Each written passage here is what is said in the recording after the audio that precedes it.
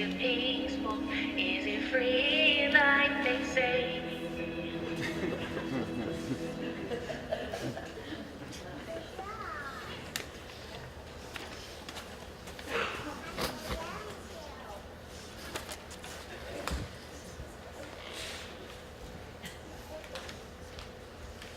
I love you, Dad, more than the 49ers. You're an amazing guy, man, and I love you very much. The last funeral service I went to,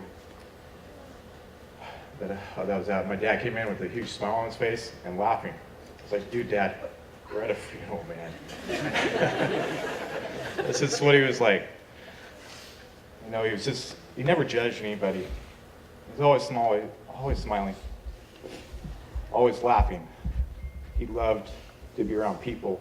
He loved to be here with everyone. This is who he was. He was my best friend.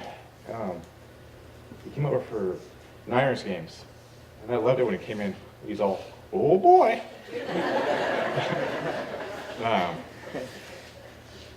There's so many great memories of him, of course, and they all have to do with how funny he was to be around. He was an amazing guy. I'll miss him dearly. And like I said, with him wanting to be around so many people, what he really loved was his grandchildren. He loved them very, very much. He made sure he had a piece of candy in his pocket. $5 bills to hand out when they came over.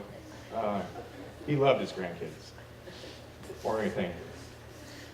And I want to have my brother come up, and we're going to have the grandkids come up here. But it was very important for me as a son to come up here and just let everybody know that I love my dad very much. And even though I know he's in a great place, he gets to have front row seats at every Niners game. But I miss him in person. I want to see him in person, but I know one day I'll see him again. And I love you, Dad.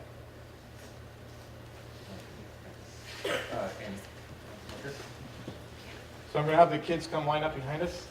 One time, Sienna, Landon. Just line up right. Yeah, right along here. JC, little Tom. Is he here? Little Tom. Lexi, Derek, Evan, Destiny, Trustin, Vienna, and Gabby. He loved these kids. And he lived those last 2 months.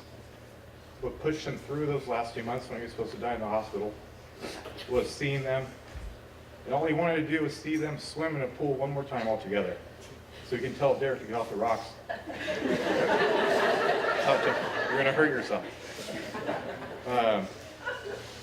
But he just, it's hard to put into words how much he loved his family. How much he liked the stories that Rob gave. Great stories, Rob. But he just loved it. He was fired. He was, I do have to share one more before he left him. Because I'm beyond my letter here, but I remember his face when we lived in Seattle. I was only 5 years old, and he's always wanted to go to get the big buck, He just wanted. And I saw this little red car with a deer tied on top of it, rolling. I was out on my bike, and he rolled up with the hugest smile on his face, and I looked at the deer. I was like, dude, Dad, that's a doe. Yeah. Where's the buck? But he didn't care. It was amazing. And I could go on and on with the stories, and I just really appreciate everybody that's here. You guys made the time to really come and be a part of this with our family. This closure with my dad was very stressful getting up to this point and stuff, but the comfort that you guys bring by being here, the comfort of our family and everything, it really is making it a beautiful day. A celebration of life is what he would want. Like I said, when he came up front with his idea was a celebration of life, you know? And we're celebrating him for his 77 years of being a great dad, of being a great friend. And I love you, Dad. Thank you. We're gonna, if you guys want to say something, you can say something. Here, maybe take this off. Okay. Just whatever you want. Say hi. I miss Grandpa, and I wish he was still here. I wish he was alive and he didn't have to be in bed.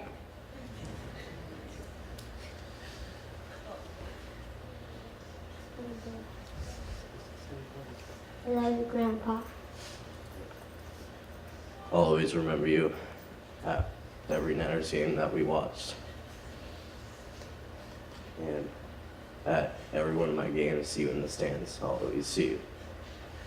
That's his chair right over there. He brought to every game. I just want to say how supportive he was of me. He would always try to make it to all of my volleyball games, all of my swim meets, any sport that I played, any kind of promotion, dance recital, anything. He was always there with a big smile on his face.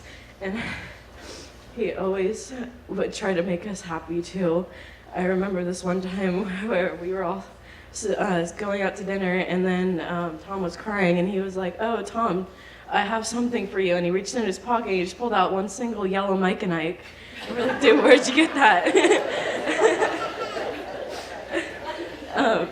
But yeah, I'll always miss him. I'm very appreciative for everything that he's done for me, and I'll never forget that. I remember at one of my volleyball games down in Sacramento, the game ended and we were walking back to the car and the school just got out of class and he just walked up to a bunch of football players and just started talking. I was like, let's go, and he just kept on talking on and on. And he would, during all my games, he would always yell at the refs and yell at the other teams, and he was very supportive, especially during basketball, and I miss him a lot. I love you, Grandpa. Love Grandpa. I love you, Grandpa, and we all miss you. Thank you, guys. Thank you, and I think we have one more. Anna, do you want to say something? No? Okay. All right. Okay, one last thing.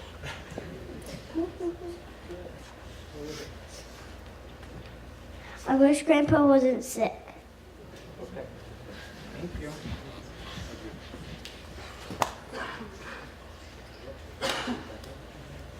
Oh, Annette. My sister Annette's coming up.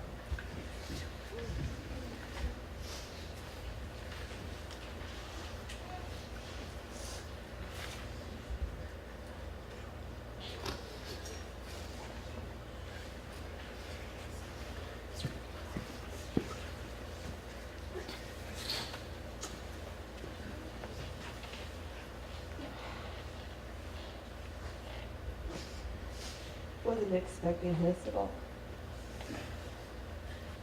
I have a poem that I want to read for him. No, I shouldn't be crying because it says, "Don't cry for me."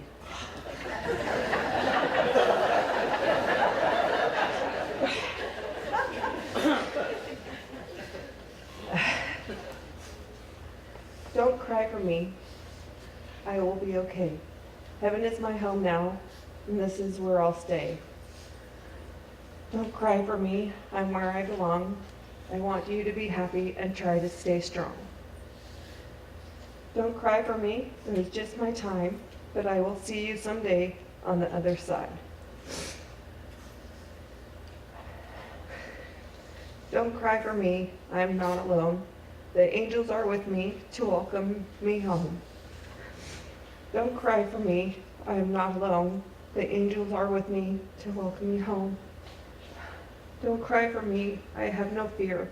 All my pain is gone, and Jesus took my tears. Don't cry for me, this is not the end. I'll be waiting here for you when we meet again.